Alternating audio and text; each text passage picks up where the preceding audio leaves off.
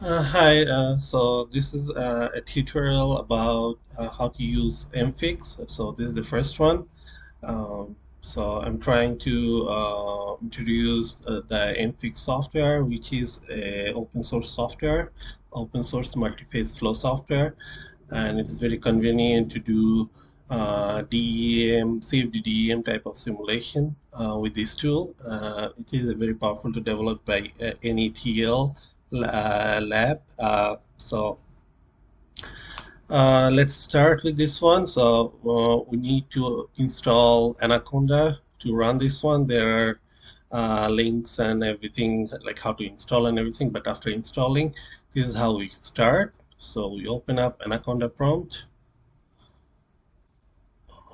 and so if we have forgotten like what was how to activate this one or what kind of environment do I have, so the first thing we can do is we can type conda env environment list. Okay, so that would give us like what kind of version of MFIX is installed that I can run in my machine. So I have two versions installed in here, MFIX 19.3.1 and MFIX 20.1.2. So I'm gonna start with the latest one. So what I need to do is I need to do conda activate and then this MFIX version and then enter. So it has been activated. Now to start it up, to start the graphical user interface of MFIX, I just need to type MFIX and enter. So it should start any minute now. So what we're going to do is we're going to do a very simple a CFD DEM simulation, a 2D simulation to be precise, with large diameter particles and a uniform inflow coming in from the bottom. So this is a very simple fluidized bed type of problem. Okay, to start with this one, let's see. Okay, so I have let's start. I'm gonna go create a new project, but we can use any of the. These are some of the tutorial they have made. Some basic, like we have 3D fluidized bed, 2D fluidized bed, and hopper problem, vortex shading problem. So I'm gonna start from scratch. I'm gonna go to a blank. Okay. And the project name, sometimes if you're trying to save it in C drive and if you don't have administrative access, it will give you trouble. So remember, if you have administrative access, then save it in C, or otherwise save it in some other folder, other local drives. Okay, so project name, let's say tutorial 1. Click OK. So it is asking me if I want to set up a segregated mesh solver. So what it does is it creates another mesh window, okay, to do the meshing. Not gonna do that because I already have mesh in here, so I can do meshing. So the first part is model setup. What kind of solver do I need? So I'm gonna do in this tutorial is a MFIX DEM, discrete element method. I'm gonna go with the default, no turbulence. The gravity is already mentioned over there. Drag model, I'm just gonna go with the default features. Then geometry, so I need to create the geometry and I want to do it two-dimensional. So I'm just gonna select 2D, but let me create the 3D first, just to show like how to do that. So X, Y, and Z coordinate, minimum and maximum. So it's gonna be a rectangular bed. The bed x-axis, which is this one, the bed width, let's say this is 203 millimeter. So everything is in meter. So I'm gonna convert it to millimeter, 0.203 meter, and y-axis is, let's say, 0.7022. Okay, so it's around 702 millimeter, and let's say this is about 7 mm, 007. Okay, so this is, I can do this. Okay, so as you can see, this is a 3D bed right now. Okay, but I want to do a two-dimensional analysis. I'm just gonna click on 2D, and yes, I cannot rotate it anymore. So as you can see, these two went away. So this is now a purely 2D analysis. Even though it is there, it's not gonna do anything, but you can revert back to 3D just by removing this one. Okay. So let's start. The region is, I need an inlet, I need an outlet. The background is the whole domain right now. So you can select it from here. So this is all the domain, which is this background IC. And we can do left wall, right wall, top wall, bottom wall, or the front wall if it's a 3D, or the back. Okay, but you can also select the position from using this tool as well, manually. Okay, for now, for these simple purposes, so the bottom wall would be our inlet, the top wall would be our outlet. So I just need two surfaces. I'm gonna just use these easy features. So let's name it bottom inlet, and then as you can see, it is automatically by default selected. Only the y value is y mean and y mean. And this is the other domains. The x actually is not doing anything in here, so it doesn't matter. And the top one is top outlet. And then I'm gonna go to mesh, and the number of divisions I want to create the mesh, like how many divisions would be along the x-axis, along the y-axis. So let's say along x-axis, I'm gonna do 20. You can see those divisions, right? Along y-axis, I'm gonna do, let's say 50. How about 50? So I want to have as square type of elements as possible, because this is a multi-phase flow problem. And also remember that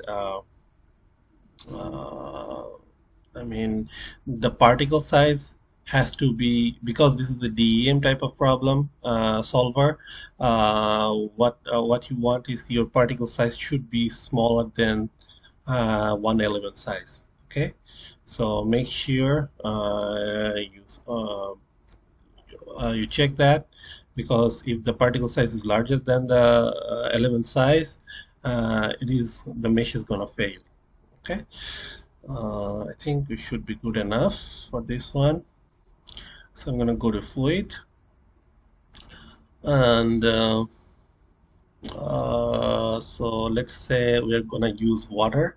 So the density is gonna be around 1000 kilogram per meter cube, viscosity 0.001 pascal second, molecular weight maybe 18 or something. You can use mixture if you don't know what you should select. And solids, so you need to add a solid particle. So let's define a new solid phase. You can name it solid particle, or anything else. If you have multiple sizes particles, you need to add multiple solids. Then the diameter. So we're gonna do a pretty large diameter in here. So our diameter is going to be around 6.35 millimeter. So 635. So this is 6.35 millimeter size particle, and the density is gonna be, let's see, 1140. Let's say. So it's very close to the density of the liquid. So most of this, hopefully, I think the particle would just go up instead of going down, because if I have a high enough velocity, all the particles should just go up.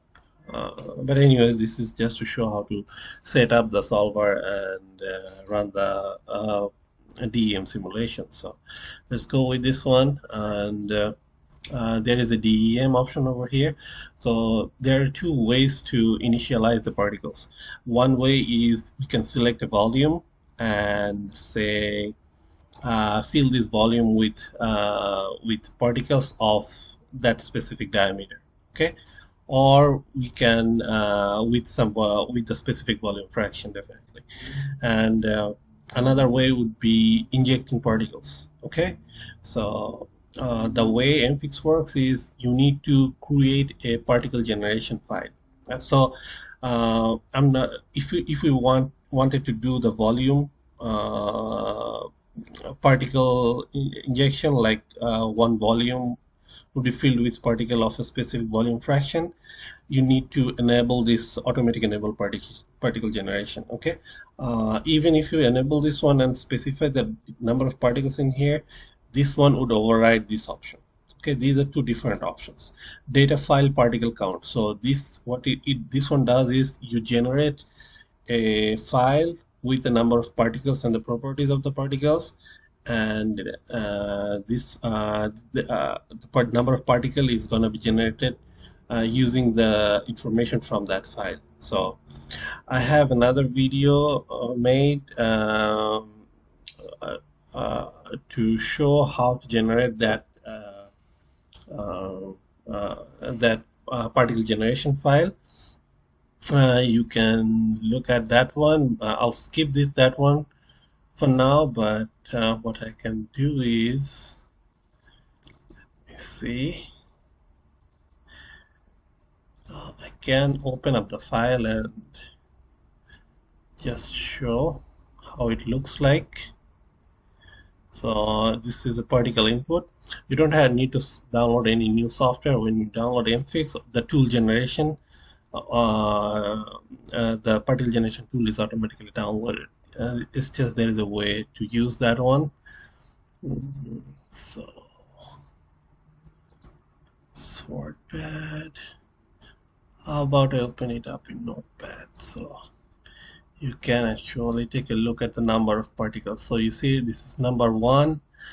This is the position X, Y, because this is 2D, so X and Y, and then this is half of the diameter. Okay, so you can see this is the radius of the particle.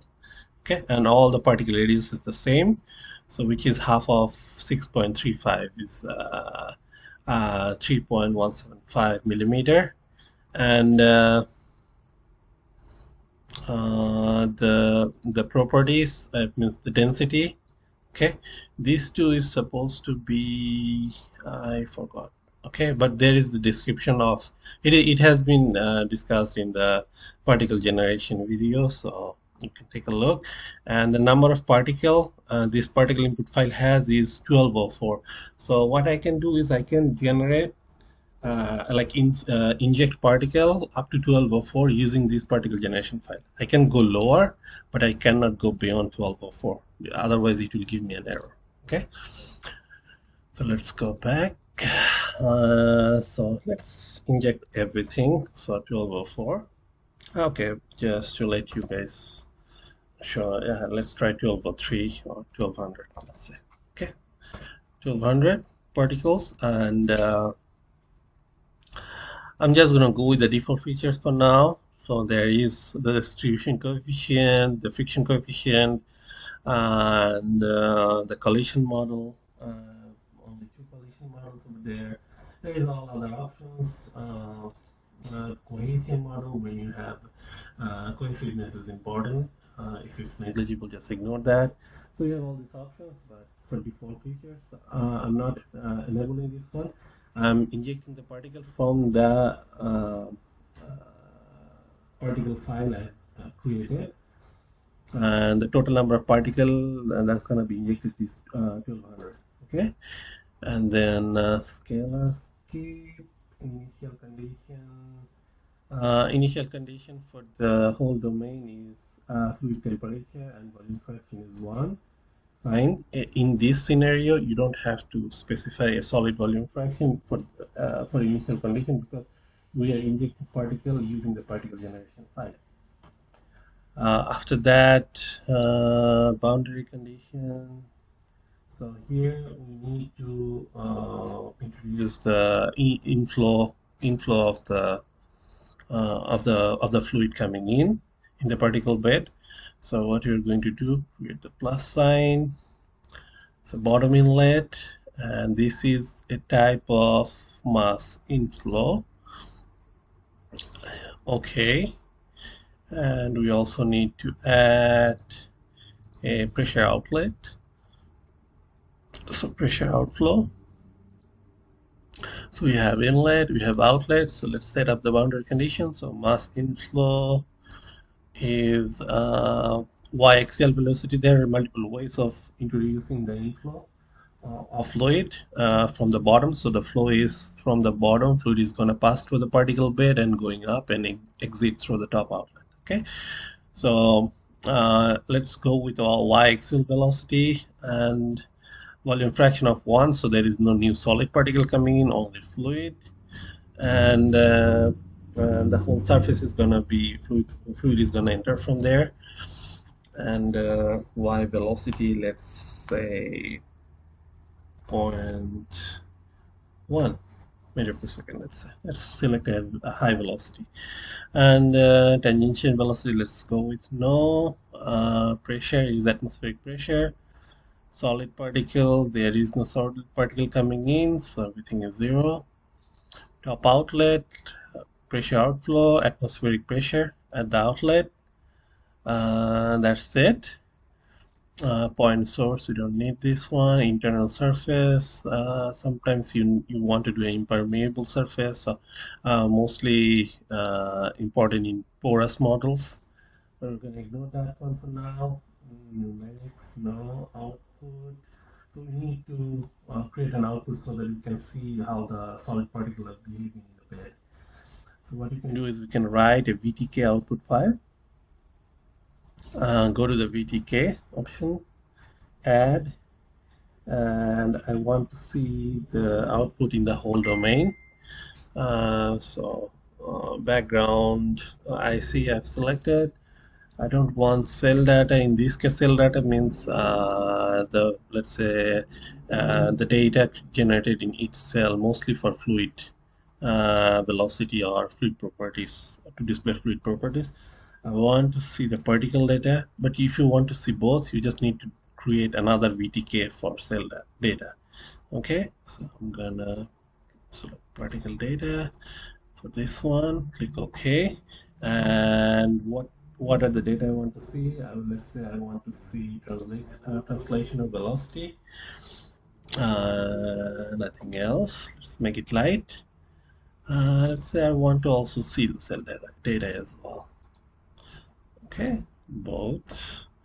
Volume fraction, velocity vector maybe, or velocity y component. And then gonna do monitor. Monitor is mostly if you want to observe the, let's say, pressure drop or average pressure, or monitor velocity, monitor volume fraction. So these are the things you can monitor of fluid and solid particles. If you need, you can enable and run. Let's run it for 5 seconds.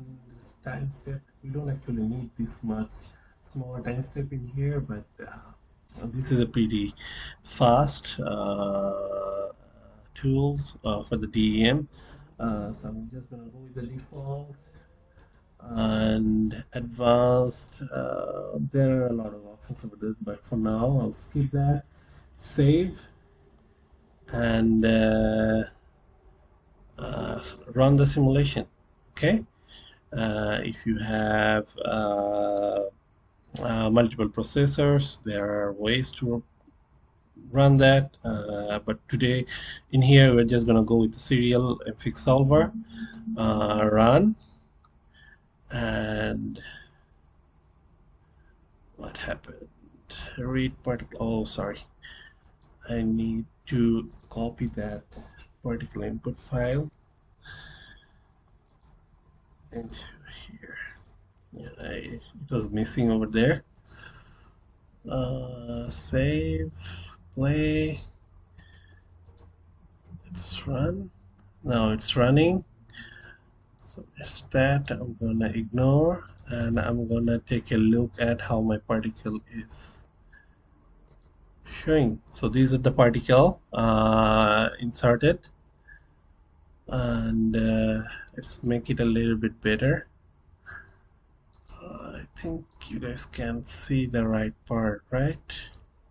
I should have made the screen a little bit bigger, but on the right there's the cell nodes, and I can select nodes. I can make it a little bit opacity, and I can even actually turn it off completely. No cell data, only point data.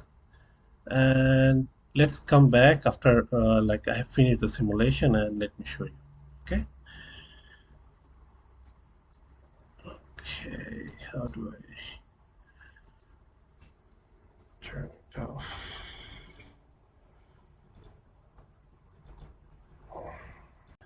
So we're back after our simulation has ended. This is the VTK. So it is showing. I have turned off the cell data just to show you. Let me actually put this one as well. You can reduce the opacity if you want to see it as a background, the fluid velocity and everything. So I've set up gas velocity magnitude over there. Might need to scale it a little bit, but and the particle data. Okay, so this is particle velocity, y velocity. So that's why it's negative when it's going down, when it's going up, and that's it. 1204 particle count, and I actually ran the simulation with 1204 particles. So it has 1204 particles in here. This works when you have a specific number of particles or small number of particles. You want to use the particle generation tool. Otherwise, volume generation is really good as well. Okay, so let's play. So this is particle velocity. This color represents particle velocities. Fluid is coming from the bottom, and it's pushing all the fluid all the way up. If you don't see colors, try to click over here to an auto scale. Okay, and click apply. So it should give you more, and instead of cell, use nodes to see it smoothly. The particle is going up, and it's actually gonna leave the domain. There is a way to stop that. Like, there is a way you can do the simulation where the particle will hit the top wall and go down. It will not leave the domain. Fluid will leave the domain only, the particle will not. So I'll show that in another video. But for this one, so as you can see, particle density and water density is really close, so that's why all the particles are moving really slowly. And that's it. Okay, thank you.